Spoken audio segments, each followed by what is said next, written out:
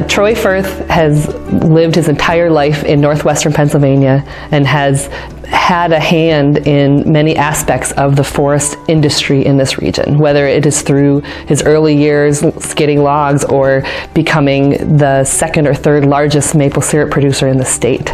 People really love walking in the woods with Troy and hearing what he has to say about how he sees the forest. We're trying to develop a system where we can make the long-term economics and the health of the forest be compatible. The present system simply does not do that. The timber industry is, of course, based on money. It's a for-profit business. And not only is it based on money, but it's based on short-term money. In other words, people want the money now.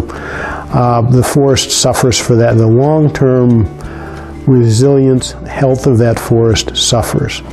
What the foundation is used is this concept of worst first, where we continually take the weaker trees so that your first harvest takes the very weakest, your second harvest takes the next to weakest. After a number of harvests, you have a healthier forest.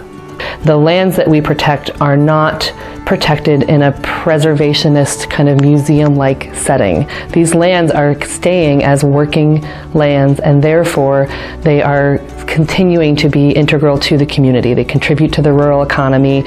So we are truly trying to find that kind of elusive win-win between the people and the land through our model.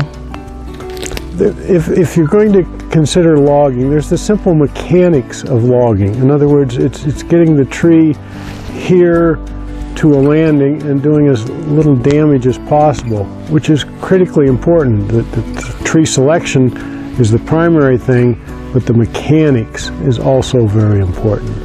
And that's where we've used the horse logging to accomplish a situation where we get far, far less disturbance to the forest soils, because these soils are just critical.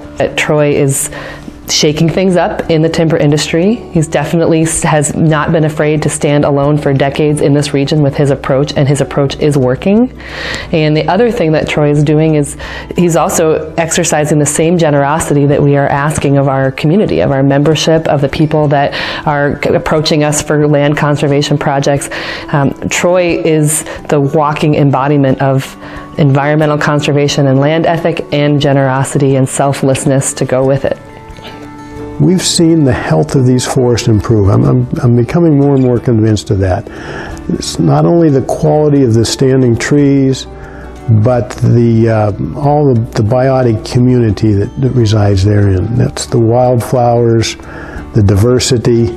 It seems to be improving. And that is the measure of success or failure. Because of Troy Firth, we now have an alternative conversation to have with landowners about how they can manage their land and still extract some value from their land if that is what's needed. A thing is right when it enhances the beauty, diversity, and stability of the biotic community.